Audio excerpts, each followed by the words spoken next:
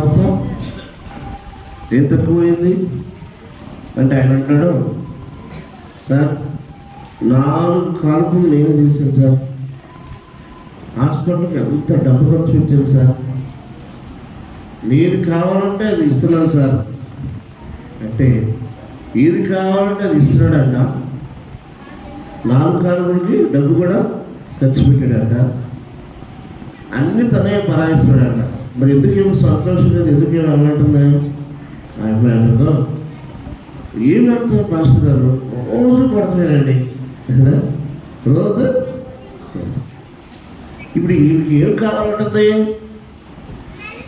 పైగా అతను ఏమంటాడంటే, నాకు ఇల్లు ఉంది, డాబా ఉంది, నా ఇంట్లో ఏది తక్కువ లేదు, అన్నీ సమృద్ధిగా ఉన్నాయి అంటాడు.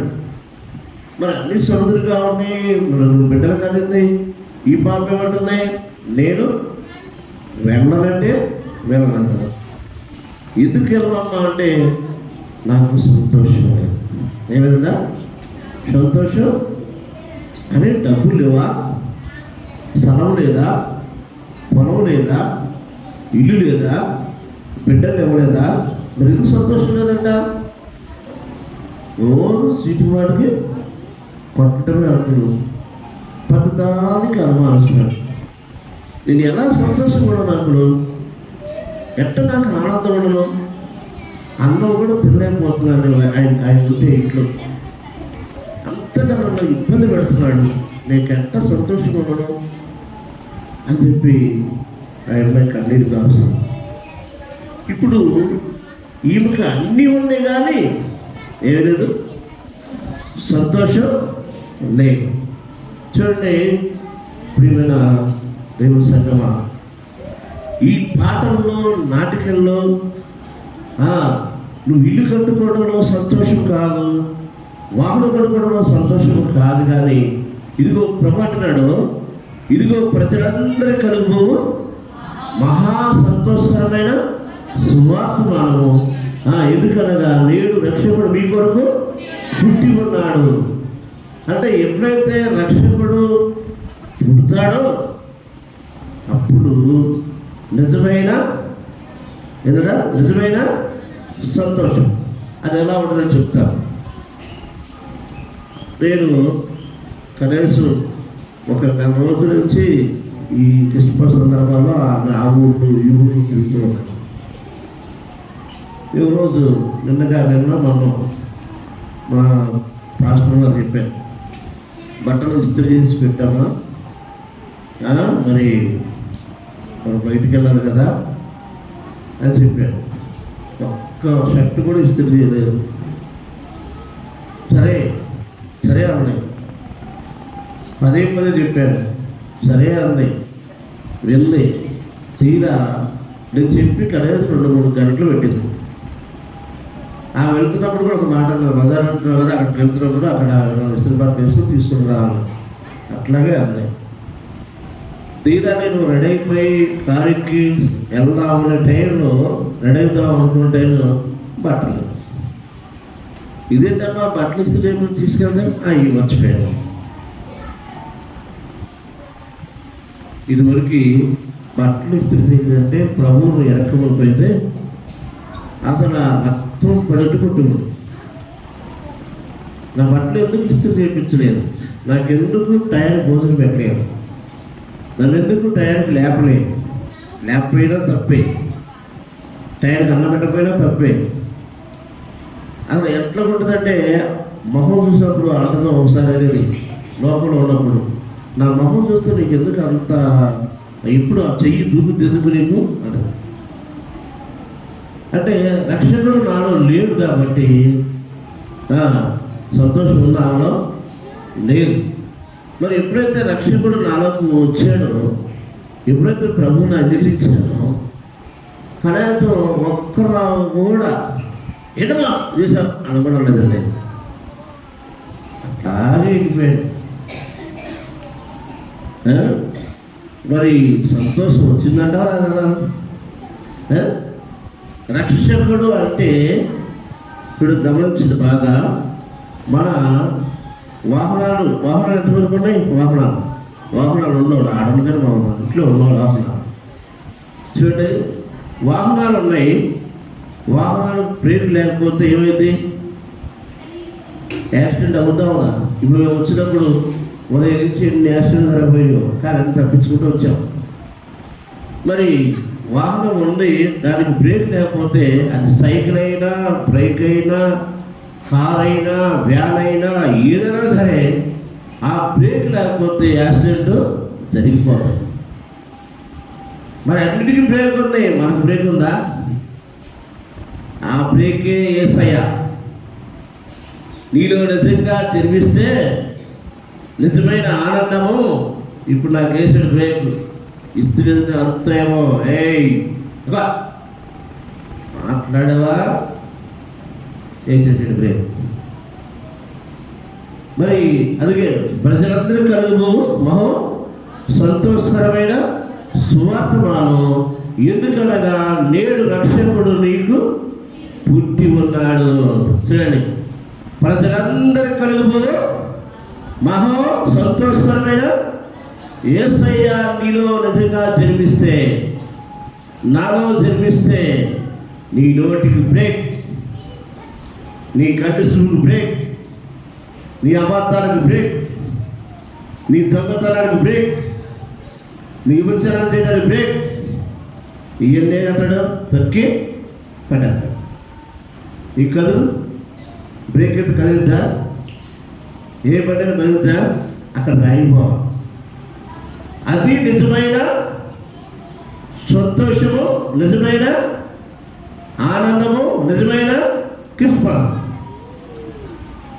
చూడండి, అన్నీ ఉన్నాయి పాపం, కానీ తనకు నెమ్మది లేదు. ఎందుకు నెమ్మది లేదంటే నేను అడిగాను, అమ్మాయి నువ్వు మార్పుస్ పొందావు, ఆ పొందాను అంటాడు. పొందాను అంటాడు. మరి పొందితే నేనున్నానయ్యా, 24 సంవత్సరాలు అయిందయ్యా, నా భార్య ఒక్కరోజు కూడా కొట్టలేదయ్యా, మరి నువ్వు ఎందుకు కొడుతున్నావు? పొందాలని పేరు అంతే. చర్చికి వస్తానని పేరు, ప్రార్థనకు వస్తానని పేరు, తొగ్గ వేషం వెళ్తున్నాడు. ఏమంటాడు? వేషధారి. ఏమంటాడు? వేషధారి. పిల్లరా, నువ్వు పండగ తీసుకున్నావేమో, ఈ రోజున కొత్త బట్టలు కట్టుకున్నాయేమో, కొత్త ఇల్లు కట్టుకున్నావేమో, జాగ్రత్త. దేవుడు సన్నిధికి వస్తూ ముసుగులో ఉన్నాయేమో, నీ ముసుగు తొలగిస్తాడు దేవుడు. నీ ముసుగు బ్రేక్ వేస్తాడు దేవుడు. అది అర్థం కాక అవుతుంది, అది గ్రహింపు కాక. ఏమనుకుంటున్నాం మనం దేవుడు అంటే? చూడండి, ఈ రోజున భయం లేదండి మనసులకి. దిగుతున్నాను. ఎక్కడ దిగుతున్నావు నువ్వు? దేవుడు ఏం నీళ్ళు? దేవుడు నీలో ఉండి దిగుతావా? నోరు జారుతావా? కళ్ళు జారిందా? నడక జారిందా? ఎందుకు నువ్వు నడకలు జారుతున్నాయి? ఎందుకు నీ కళ్ళు జారుతున్నాయి? ఎందుకు నీ నోరు జారుతున్నాయి? ఎందుకు నువ్వు ఎగిరిగి పడుతున్నావు అంటే కేవలము నీలో క్రీస్తు లేడు. నీలో క్రీస్తు ఉంటే ఎగురుతావా? ఎగురుతావా? మరి ఎగురుతున్నావేంటి? నోరు జారుతున్నావేంటి? మనసు జారిపోతుందండి. మరి మీరు ఎలా ఉంటారు నాకు తెలియదు, కానీ నోరు నోరు జారడు. కానీ మనసులో ఆశ్రయం ఉన్నా, మనసులో కోపం ఉన్నా, మనసులో బాధ ఉన్నా, మనసులో బయటండి లోపల నాకు ఏదన్నా అర్థమవుతుందంటే ఈ కాలు బయట పెట్టను, ప్రార్థన పోను, వాక్యం చెప్పను, నేను కూర్చొని ఏడుస్తూ కూర్చుంటా. ప్రభా, నా హృదయం పాడైపోతుంది, నా హృదయం సరిగా లేదు, నేను ఎలాగ వాక్యం చెప్పగలను, నేను ఎలాగ నీ భక్తి చేయగలను, నన్ను క్షమించదు ప్రభా, నన్ను క్షమించదు ప్రభా అని చెప్పి నా రోజు స్థితిని దేవుడు కూర్చొని పశ్చాత్తపడి కన్నీరు కాచి, మరి నోరుదార చేశారా? చేయగా. చేతుదార చేశారా? చేయగా.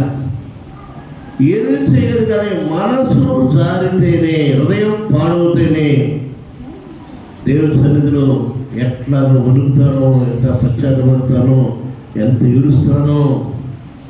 నిందామన్నదే దుష్ట తలంపు వచ్చింది. స్నానానికి వెళ్ళినప్పుడు పెట్ట మొహాన్ని కొట్టుకున్నా. నేను నా మొహం నేను కొట్టుకున్నా, నా మీద నేనే ఛీ అనుకున్నా. ఏంటి దుష్ట తలంపు, ఈ దుష్ట ఆలోచన? ప్రభా, ఈ దుష్ట తలంపు నాలోకి రాకూడదు, ఈ దుష్ట మనసు నాకు రాకూడదు. ఎందుకు వచ్చింది? నా భార్యకి తెలియదు, నా పిల్లలకు తెలియదు, ఎవరు తెలియదు. ఎవరు తెలిసింది? ఎవరు తెలిసింది? ఏసైకే తెలుసా? తెలుసా? అందరంతా తెలుసా అని చెప్తే మరి తెలుసన్నోరు హృదయంగా నోరు పాడవుతుందండి. మరి నోరంతా పాడు చేసుకున్న కంపు. ఈ మధ్య శుభ్రం వచ్చింది. నాకు శుభ్రం కన్నా దురాశ వస్తుంది. నాకు తెలియదు ఎంత దురాశ వస్తుందో అనుకుంటున్నాను నేను. అప్పుడు నాకైనా పెద్ద సేవకుడు మోషే బాబు, ఏదన్నా లవంగా కానీ ఏదైనా వాడుతూ ఉండు, శుభ్రం వచ్చినప్పుడు దురాశనమా, ఎప్పుడన్నా నేను మాట్లాడుతూ గమనించావా? దురాశ వస్తుందా లేదా? అవునయ్యా, శుభ్రం వస్తే నోరు దురాశ వస్తుంది. ఈ దురాశ వచ్చినా పర్లేదు, కానీ నోరు పాడవకూడదు. ఏం కాదు, నోరు పాడవకూడదు. చూడండి, యాకోబు రాసిన పత్రిక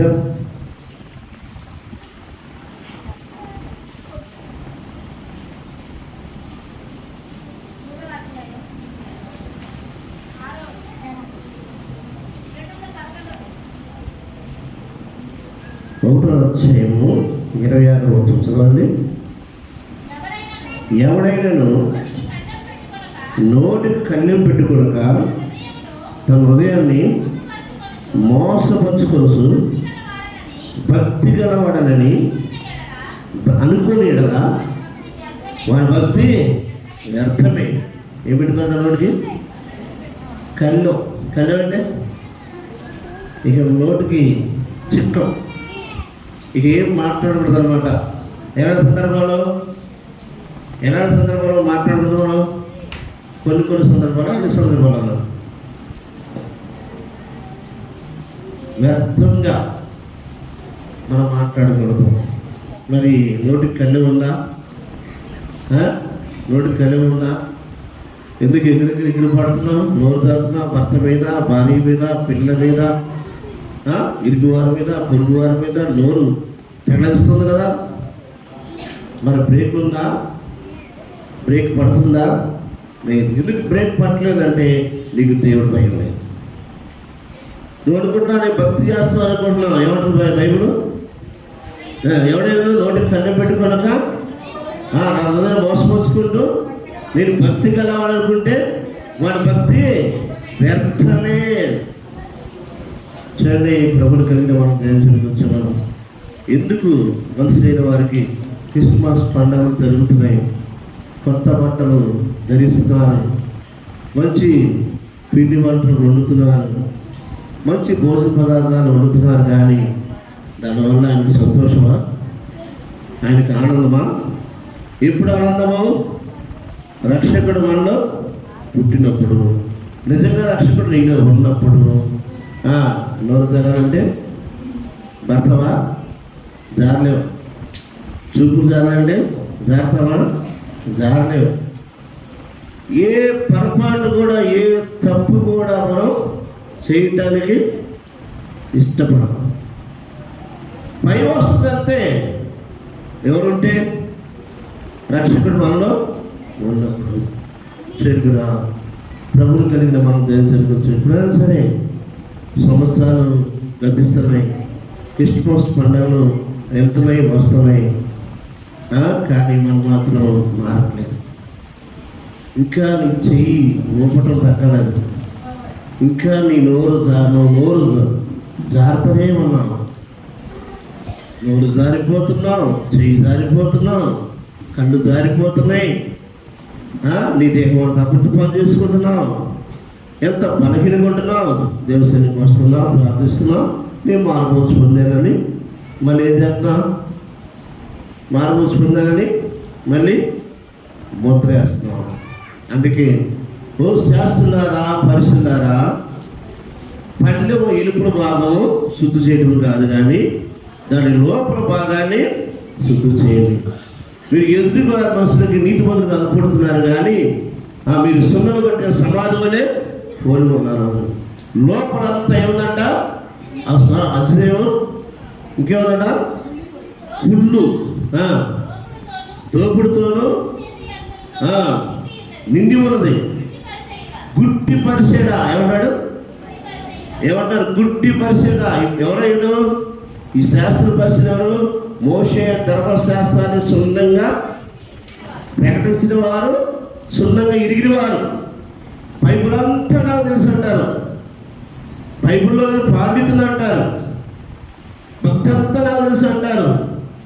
కానీ నువ్వు గుడ్డివాడు అంటే ఏమంటారు నాకు? గుడ్డి పరిసేడా. గిన్నెయు పల్లెములు ఎరుపు శుద్ధి చేస్తున్నావు, కానీ లోపల భాగాలు ఎక్కడ ఉన్నావు? ఇంకా మనం ఇంకా నీ హృదయంలో అసూయపెట్టుకుంటున్నావు, ఇంకా నీ హృదయం అంతా పాడు చేసుకుంటున్నావు, ఇంకా నీ హృదయం అంతా గందరగోళం. దేవుడు చూడలేదా? చూస్తలేదా? బైబిల్లో ఆయన ఎవరంట కొట్టాడు, ఆయన ఎవరు చూడాలనుకున్నాడు? యేసు ప్రభు వారిని చూడాలనుకున్నాడు. ఎందుకు? యేసు ప్రభు వారు తెలుసు ఆయనకి. యేసు ప్రభు వారు మొహం చూడాలని ఆశపడుతున్నాడు, యేసు ప్రభు వారు చూడాలని ఆశపడుతున్నాడు, ఆశతో ఉన్నాడు. ఎక్కడ వచ్చేటకే అక్కడ ప్రజలు ఎలా ఉన్నారు? గుంపులుగా ఉన్నారు. ప్రభు దొరికాడా? కనపడ్డా?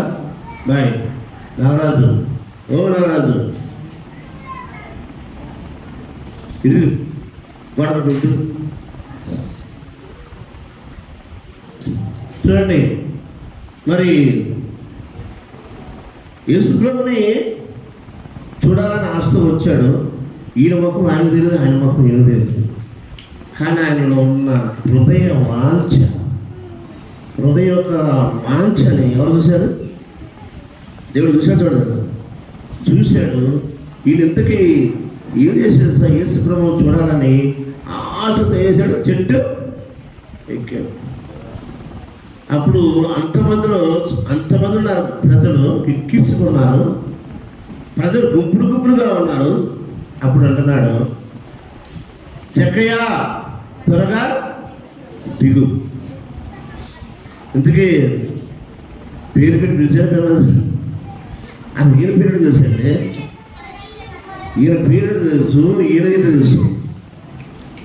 అది పోయాడు చెక్కయ్య, అమ్మో ఇది బాబు, నా పేరే తెలియదు కదా, నా పేరు పెట్టి పిలిచాడండి అంటే యేసు ప్రభు వారికి నీ పేరు, నా పేరు, అందరి పేర్లు చెట్టు ఎక్కడం చూశాడు, చెట్టుకున్న ఆశను చూశాడు, ఆయనకున్న ఆకాంక్ష చూశాడు. ఆ మాట ప్రభు అన్నాడు, చెక్కయ్య త్వరగా దిగు, నేను నీ ఇంట ఉండవలసిన. ఎప్పుడైతే ప్రభు మాట విన్నాడో, ప్రభుకు లోబడ్డాడు, ఎట్ట దిగాడు? స్లోగా దిగాడా, త్వరగా దిగాడా?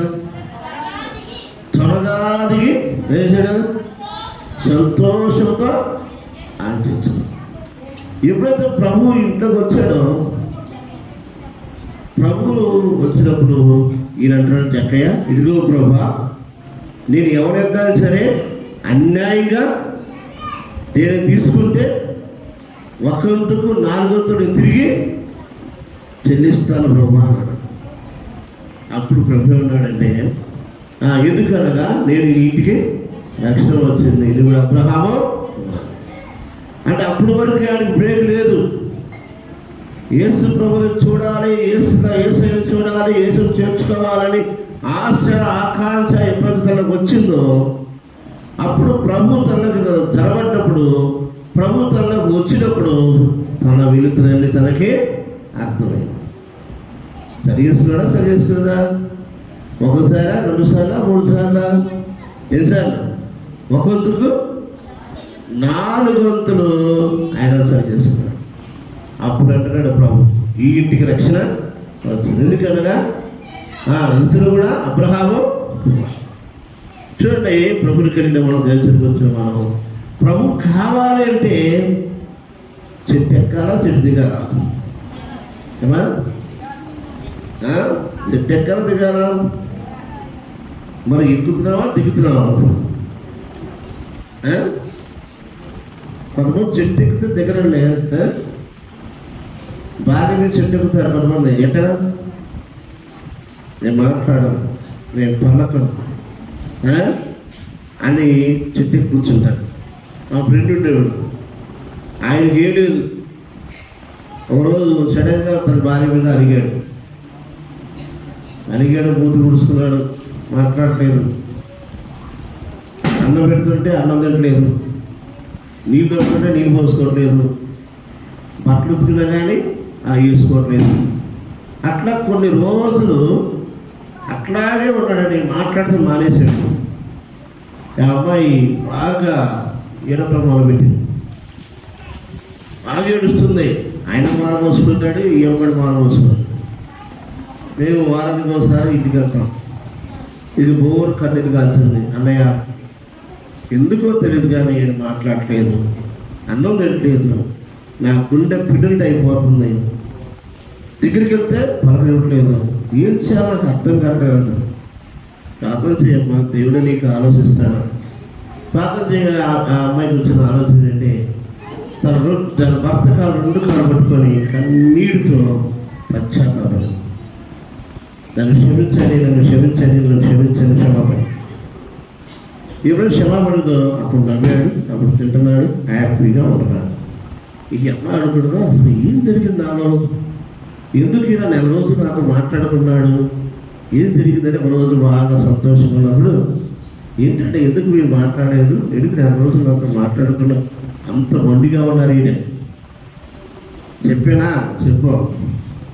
నేను డ్యూటీకి రాగానే నాకు ఎదురుగా నవ్వుకుంటా టీ ఇచ్చేదాన్ని. ఒక రోజు నువ్వు టీరా, నువ్వు నాకు కనపడలా. అది ఎంత పెద్ద కారం అంటే పెద్ద కారమా, చిన్న కారమా? అదే అంటే నేను క్షమించాలి, నేను ఆ టైంలో కూరగాయలు కొనుక్కుంటాను కిందకి వెళ్ళాను, మీరు వచ్చి చూడండి, నేను సారీ అండి, క్షమించండి అని మళ్ళీ అడిగింది. ఎందులో ఎక్కాడు చెట్టు? ఎందుకబ్బా 4 రోజులు ఎక్కానండి, దిగట్లేదండి. విశాఖపట్నంలో వాక్యం ఇలా చెప్తుంటే ఒక తల్లి కొన్ని రోజులు నా భర్తతో మాట్లాడలేదంట, ఫోన్ ఎత్తదంట, మాట్లాడదంట, ఒకే ఇంట్లో ఉంటారంట, ఒకే గదిలో ఉంటారంట. ఆయనకి సంబంధం లేదు, ఏమీ సంబంధం లేదు. పాప ఆయన మాత్రం అమ్మ అమ్మ అమ్మ అంటాడంట. అమ్మాయి మన పాపాన్ని ఎంట పడుతుందంట, అంటుందా, ఫోన్ చేస్తాడంట, ఎక్కడ ఉన్నావమ్మా, కూరగాయలు పోయిందంట, పనికి వెళ్ళి కూరగాయలు బయటికి వెళ్ళిందంట, అమ్మా వస్తున్నావా అన్నాడు. సమాధానం కూడా ఎక్కడ ఫోన్, చెట్టుకి అమ్మాయి చేద్దాం, ఫోన్ చేద్దాం, ఎప్పుడు అంటున్నా, ఎప్పుడన్నా చెట్టుకి ఫోన్ అబద్ధాలు కదా, అట్టగా అబద్దంట. సరే మొత్తానికి ఆమె 6 రోజులే వచ్చిందంట చర్చికి. వచ్చడానికి గమ్మల దగ్గరికి వచ్చి, అయ్యా మీరు మాట్లాడినప్పుడు నాకు అర్థమైంది, చెట్టు ఎక్కిందని నేనేనయ్యా, మరి చెట్టు ఇప్పుడు దిగావా ఎక్కి ఉన్నావా? ఇప్పుడు దిగిపోయానయ్యా, ఇప్పుడు దిగిపోయానయ్యా, నేను వెళ్ళి నా భర్తతో సమాధానం పడతానయ్యా. ఎవరు వచ్చారు ఆమెలోకి? రక్షకుడు వచ్చాడు. మొండి స్వభావాన్ని, మొండి జీవితాన్ని వేసాడు, మార్చి అదేనండి ఇదిగో ప్రజలందరూ కలిగిపోవు మహా సంతోషకరమైన సువార్త. ఎందుకనగా నేడు ఇంటికి రక్షకుడు పుట్టాడు. గమనించండి, ఆ యేసు నీకు కావాలా? ఆ రోజు బెత్లెహేములో పుడతాం కాదు, ఆ రోజు మరియ గర్భం పుడతాం కాదు, ఈరోజు మనలో అందరిలో జన్మించాలని ఆశగా ఉన్నాడు.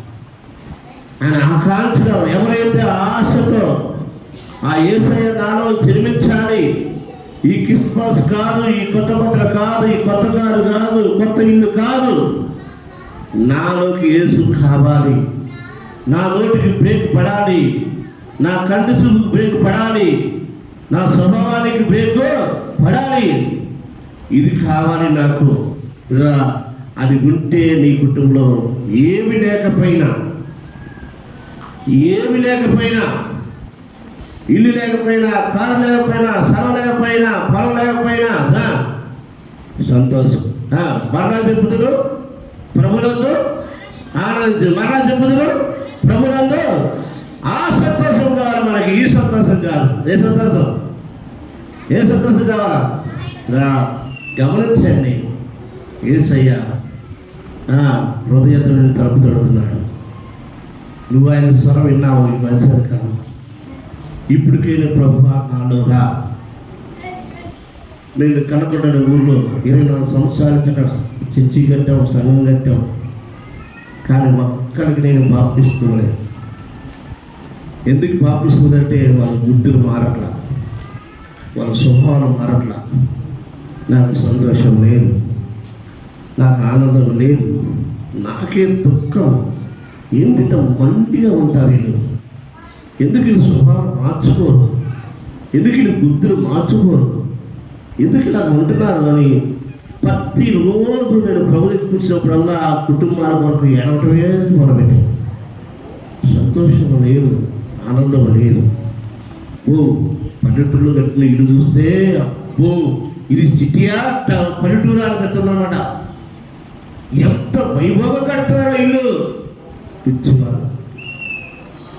ఆ ఇల్లు కట్టుకుంటున్నావు కానీ నీ ఇల్లు కట్టుకోలేకపోతున్నావు. బైబిల్లో లేదా? ఏమన్నా ఈ ఒక్క మాట చెప్పుకుందాం.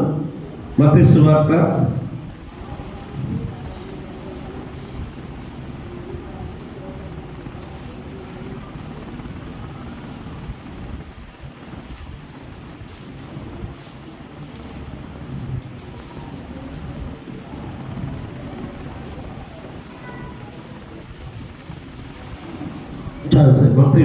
1 కూడా ఉంది.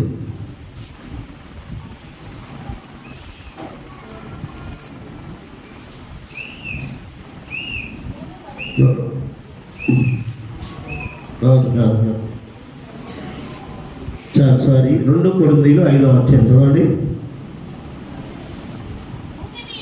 భూమి మీద మన గుడారమైన ఈ నివాసము శిథిలమైపోయిన చేతి పని కాక దేవుని చేత కట్టబడినది నిత్యమైనది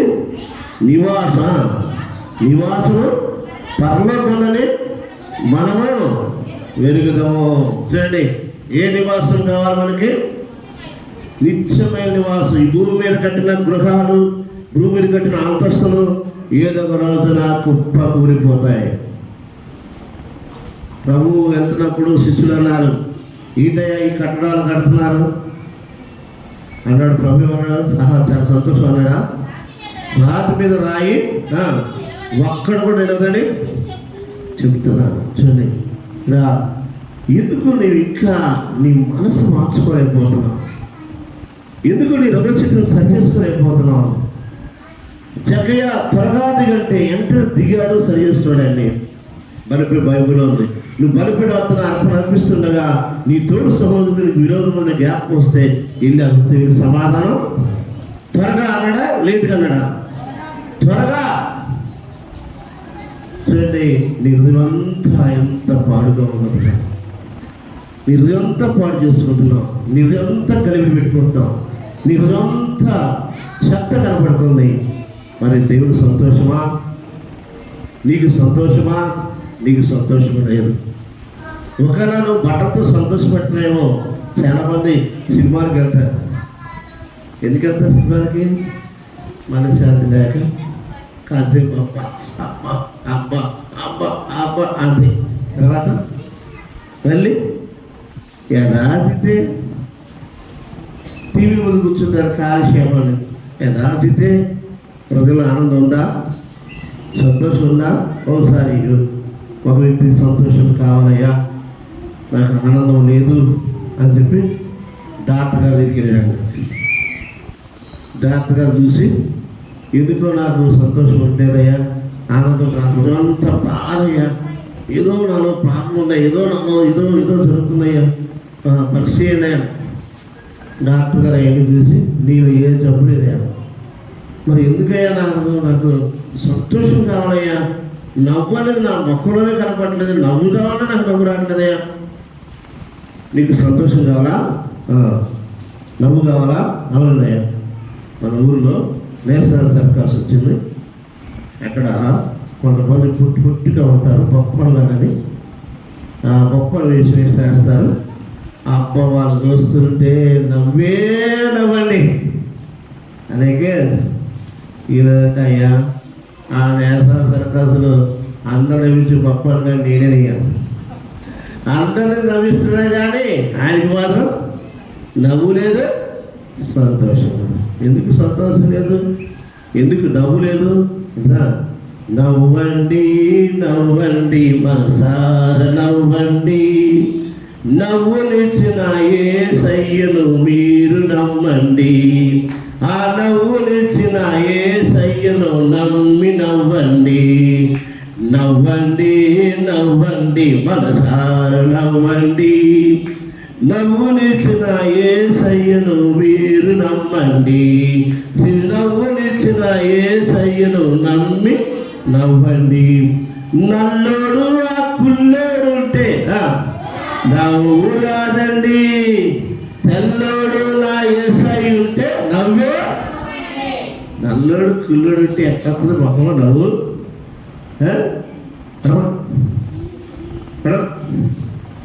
ఈ మొహం చూస్తున్నావు,